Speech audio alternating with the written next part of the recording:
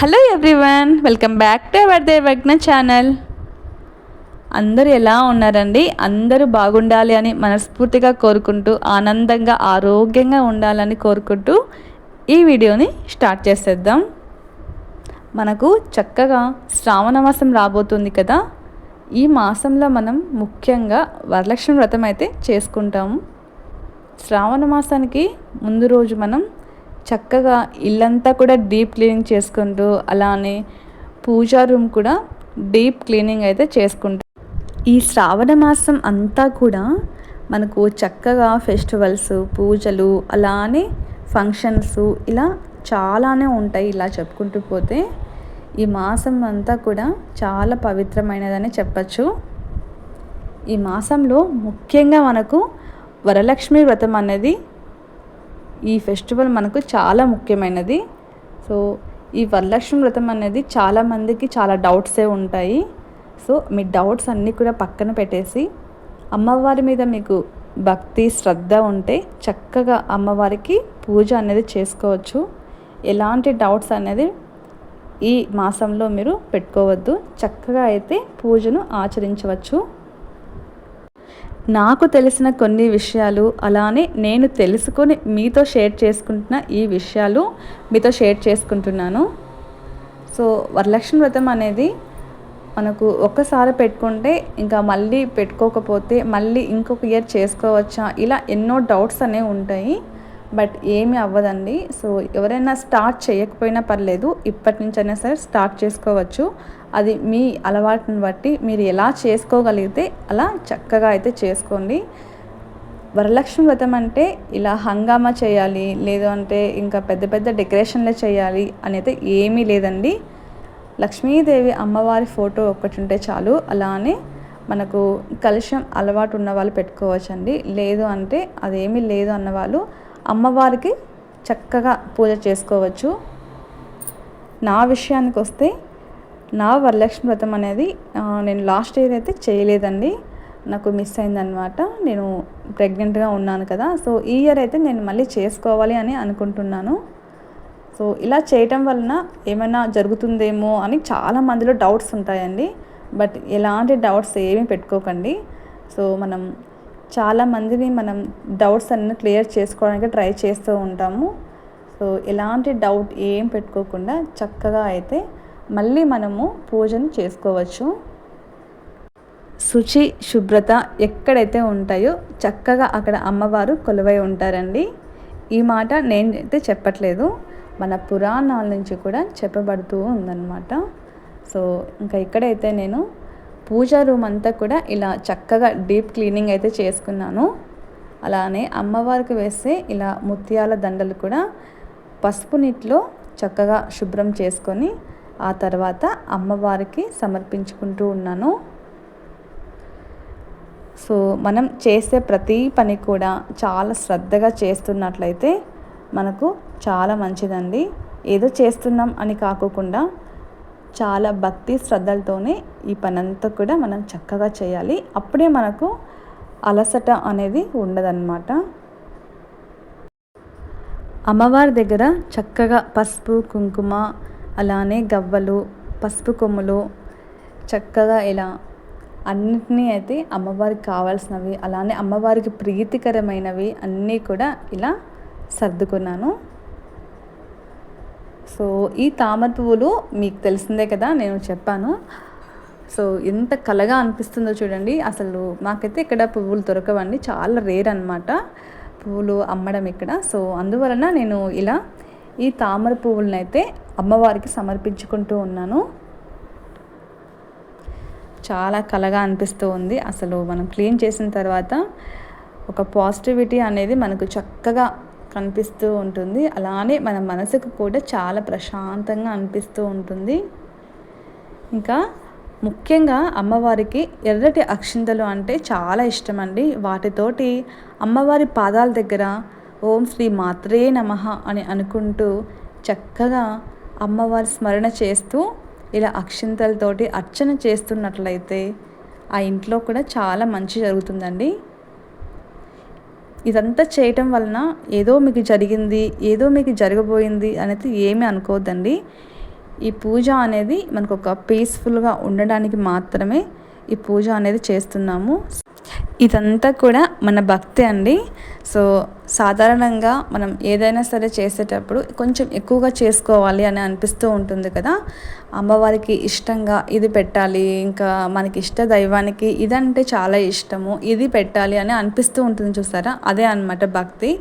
ఏదో దీపం పెట్టేసాం కదా, ఏదో నైవేద్యం పెట్టేసేయాలి ఏదో ఒకటి అనేసి అనుకోకుండా ఇలా ఇష్టంగా అమ్మవారికి అలానే స్వామివార్లకి ఎంతో ఇష్టమైనటివి ఇలా సమర్పిస్తూ ఉండడం అదే అన్నమాట భక్తి.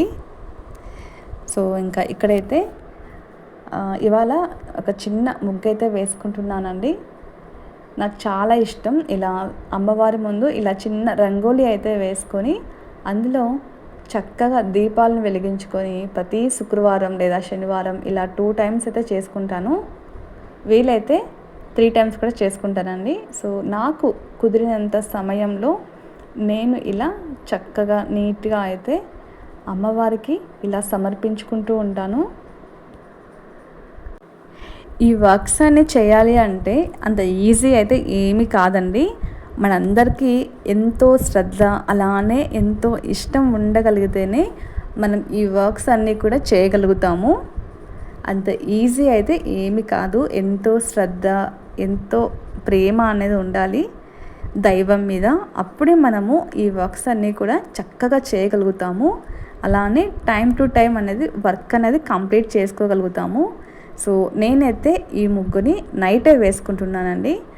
సో ఫ్రైడే ఎర్లీ మార్నింగే బ్రహ్మ ముహూర్తంలో పూజ చేసుకోవాలి కాబట్టి ఇలా ముందుగానే నేను ప్రిపేర్ చేసుకొని పెట్టుకుంటానండి. సో మనకు ఎర్లీ మార్నింగే మనం 3కి లేసినా సరే మనకు ఈ వర్క్స్ అన్నీ అస్సలు అవ్వవు అనమాట. అందులో మనం గురువారం రోజునే క్లీనింగ్ అనేది పెట్టుకోవాలండి. శుక్రవారం రోజున అయితే నేను చిత్రపటాలను కానివ్వండి అలానే ఏవైనా సరే క్లీనింగ్ అయితే చేసుకోను. శుక్రవారం రోజున చేయకూడదు. అందువలన నేను గురువారం రోజే చక్కగా ఇలా క్లీన్ చేసేసుకొని ఆ తర్వాత శుక్రవారం ఎర్లీ మార్నింగే ఇంకా స్వామివార్లకి పూజ అనేది స్టార్ట్ చేసుకుంటాను. బ్రహ్మ ముహూర్తంలో పూజ చేసుకోవటం అంటే అంత ఈజీ ఏమీ కాదండి. సో ఆ టైంలో లేవాలి అన్నా కూడా దైవం మనకు తోడై ఉండాలి. అప్పుడే మనము ఆ టైంలో ఖచ్చితంగా లేస్తాము.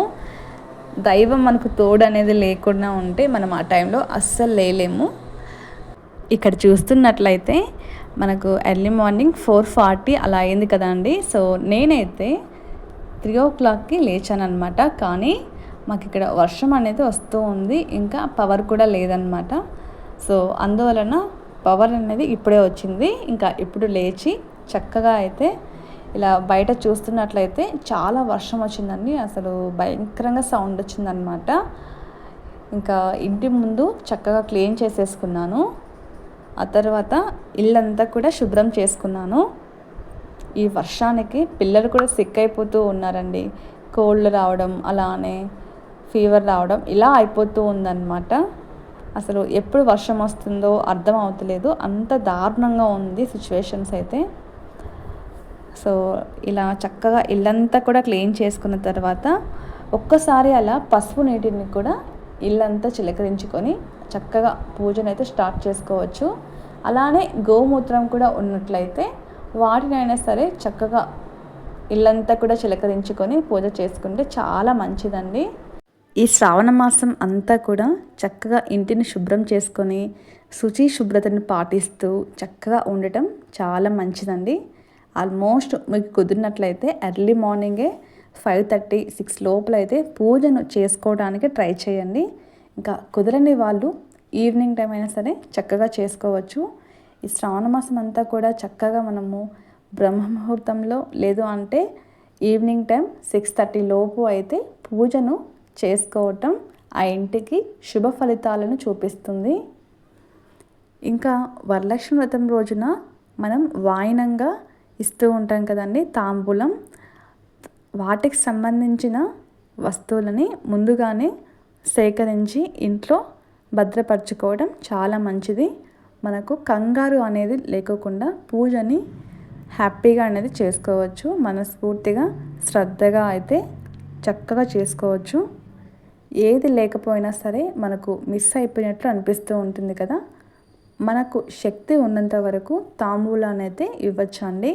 కొంతమంది బ్లౌజ్ పీస్లు పెట్టి ఇస్తారు, మరికొంతమంది గాజులు అయినా సరే పెట్టి ఇస్తారనమాట.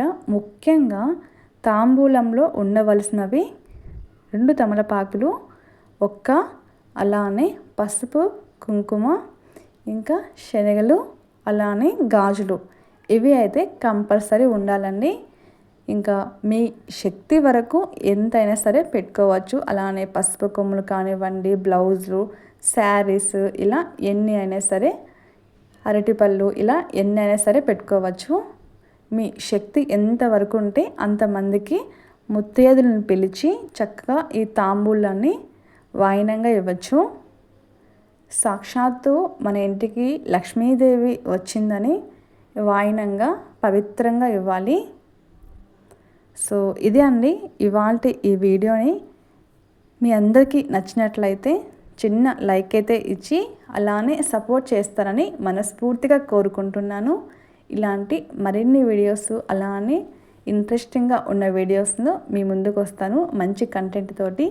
మన ఇల్లు ఎప్పుడు కూడా ఒక పాజిటివిటీ, అలానే ఇంట్లో మనం ఎప్పుడు కూడా ధూపం దీపం చక్కగా అయితే ఇలా వేసుకొని మనమే మన ఇంటిని అందంగా ఉంచుకోవడానికి ట్రై చేద్దాము.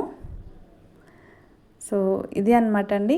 అసలు దీపాల వెలుగులో ఇలా అమ్మవారిని, స్వామివారిని చూస్తూ ఉంటే ఇంకా చూడాలనిపిస్తూ ఉంటుంది. అంత కళగా ఉందన్నమాట. సో చూస్తూ ఉంటే ఇంకా చూడాలనిపిస్తూ ఉంటుంది. సో నేనైతే ఇక్కడే చాలాసేపు టైం అనేది స్పెండ్ చేస్తాను. స్వామివారి దగ్గర అయితే ఇలా దీపాలను వెలిగించేసి అలా వెళ్ళిపోయి మన వర్క్స్ అనేది చేసుకోకుండా ఇక్కడే కొద్దిసేపు అలా కూర్చొని అమ్మవారిని చూస్తూ, అలానే అమ్మవారి శ్లోకాలు ఏవైతే ఉంటాయో అవి చక్కగా చదువుతూ ఇలా అమ్మవారి దగ్గర టైం అయితే స్పెండ్ చేస్తూ ఉంటాను. ఇంకా ఇల్లంతా కూడా చక్కగా ధూపాన్ని అయితే వేసుకుంటున్నాను. మనకు ధూపం అనేది ఇంట్లో చాలా ముఖ్యమండి. వీక్లీ వన్స్ కాదు, డైలీ ఇలా మనం ధూపం వేసుకున్నా సరే ఇంట్లో ఒక పాజిటివిటీ అనేది ఉంటుందండి.